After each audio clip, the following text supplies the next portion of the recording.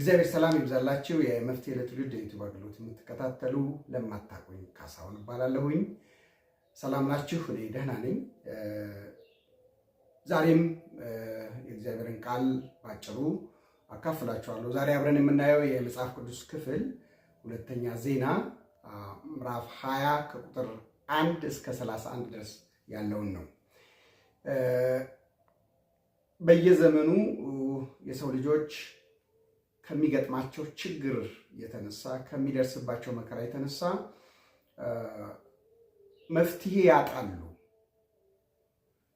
ማምለጫ ያጣሉ፣ ይጨልምባቸዋል፣ ግራ ይጋባሉ። ሁልጊዜ ከሰው አቅም በላይ የሚሆን ችግር ይኖራል በየትኛውም ዘመን። በዚህም ዘመን በዚህ ክፍል ላይ የምናየው ታሪክ ኢዮሳፍጥና የይሁዳ ሕዝብ የገጠማቸውን ችግር ነው የምናየው። ያው ታሪኩን አብዛኞቻችን እናውቃለን ብዬ ተስፋ አደርጋለሁኝ። ከቁጥር 1 እስከ ቁጥር 4 ድረስ ኢዮሳፍጥን ወይም ይሁዳን ለመውጋት 3 ነገስታቶች እንደመጡና ኢዮሳፍጥ የሀገሩ መሪ ወይም በዛን ዘመን ንጉሥ ሆኖ ይሁዳ ሲያስተዳድር የነበረው ኢዮሳፍጥ ሲፈራ እናያለን። ንጉሥ ነው፣ ህዝብ እየመራ ነው ያለው። የገጠመው ችግር ከአቅሙ በላይ ነው። ፈራ፣ ደነገጠ። ከቁጥር 5 እስከ ቁጥር 14 ድረስ የኢዮሳፍጥን ጸሎት እናያለን።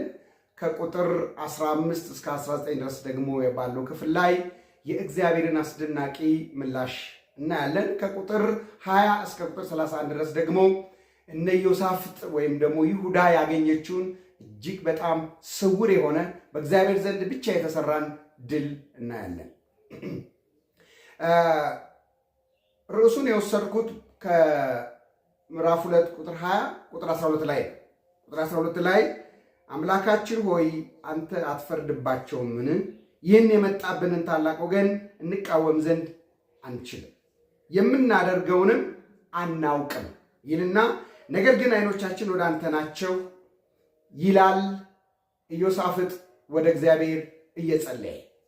የምናደርገውን አናቅም። የገጠመን ችግር ከኛ አቅም በላይ ነው። እኔ አንድ ህዝብ ነው የምመራው። እኔ ሊዋጋኝ የመጣው የ3 ሀገር ህዝብ ነው። እኔ አንድ መንግስት ነኝ።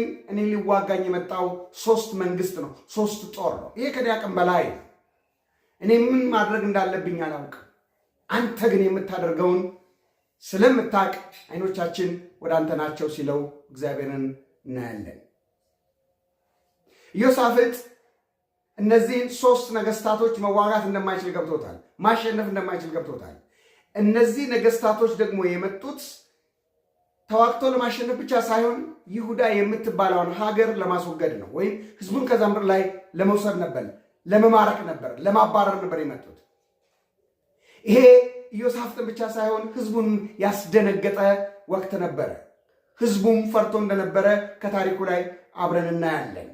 ኢዮሳፍጥ ከዚህ በፊት እግዚአብሔር ለእስራኤል ህዝብ ከአብርሃም ጀምሮ ምን እንዳደረገላቸው ከተናገረ በኋላ እንዴት አብርሃምን እንደረዳው፣ እንዴት አብርሃምን እንደመራው፣ ህዝቡን እንዴት እንዳገዘ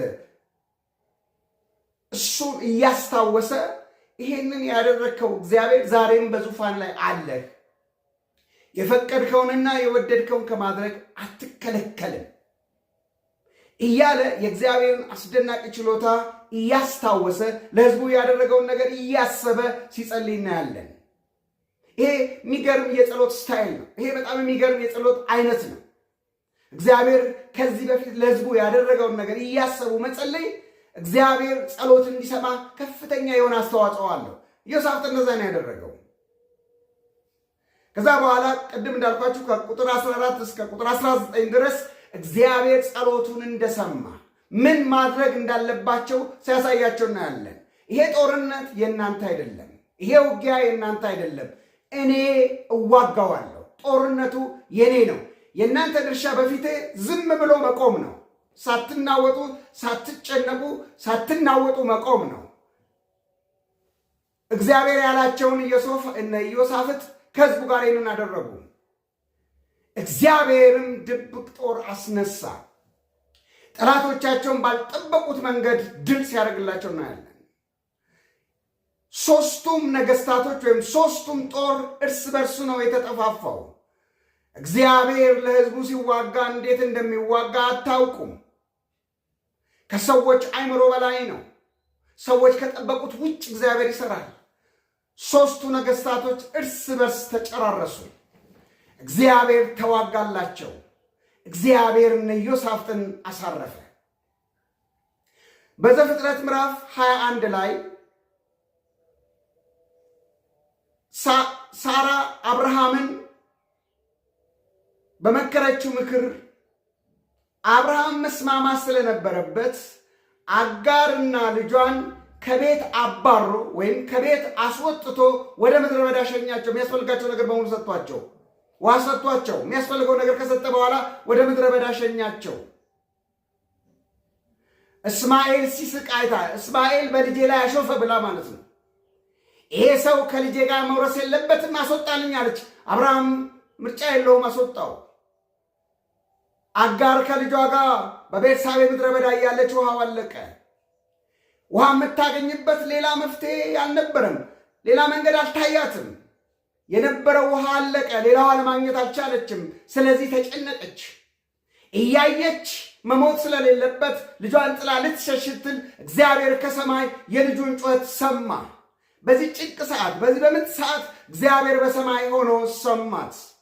የምታደርገው ሲጠፋባት እግዚአብሔር ከሰማይ ሰማት።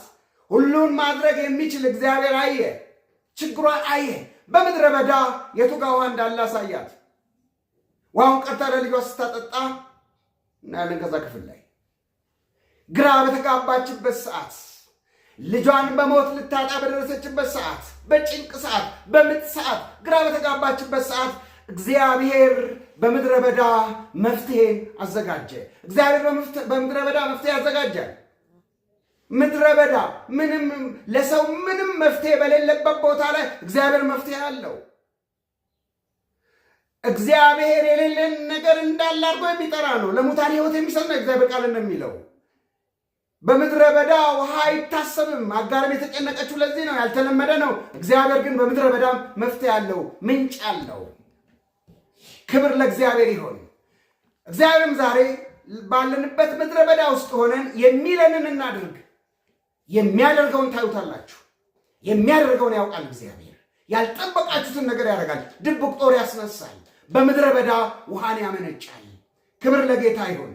በዚህ አይነት ሁኔታ ውስጥ ያላችሁ ሰዎች መልእክት አለኝ። ልክ እንደ ኢዮሳፍጥ ለችግሮቻችሁ መፍትሄ ያጣችሁ፣ ለተጨነቃችሁ ሰዎች መልእክት አለኝ። ልክ እንደሱ የምናደርገውን አናቅም በሉት። አትሞካክሩ። ያልሆነ ነገር በግምት አትሞካክሩ። በራሳችሁ አቅም አትሞካክሩ። ሁሉን ለሚችለው የምናደርገውን አናቅም፣ አይኖቻችን ግን ወደ አንተ ናቸው፣ የምታደርገውን አሳየን በሉ። እግዚአብሔር ታሪክ ያሳያችኋል። እግዚአብሔር ታምር ይሰራል። ያስደንቃችኋል፣ ያስገርማችኋል። እግዚአብሔር አጭር ጸሎት እንጸልይ። እግዚአብሔር ሆይ ይሄንን መልእክት የሰሙ ሰዎች በሙሉ በዚህ መልእክት እንዲፈወሱ ይሄ መልእክት እግዚአብሔር አምላካችን ሆይ በጌታ በኢየሱስ ክርስቶስ ስም ወደ አንተ እንዲያቀርባቸው፣ የምናደርገውን አናቅም የምታደርገውን አሳየን እንዲሉ፣ አንተም ደግሞ አይተው የማያውቁትን መላ መፍትሄ እንድታሳያቸው በጌታ በኢየሱስ ስም ጸልያለሁ። ቤታቸውን ተመልከት፣ ኑሯቸውን ተመልከት፣ ትዳራቸውን ተመልከት፣ አገራችንን ተመልከት። ስለተመለከትክ በዚህ ቃል አስደናቂ ነገር በሕይወታችን በቤታችን ስለምታደርግ እናመሰግናለን። ክብር ሁሉ ለአንተ ይሁን በጌታችን በኢየሱስ ክርስቶስ ስም። መልካም ሳምንት። በሚቀጥል በሌላ ርዕስ እንገናኛለን። ተባረኩ።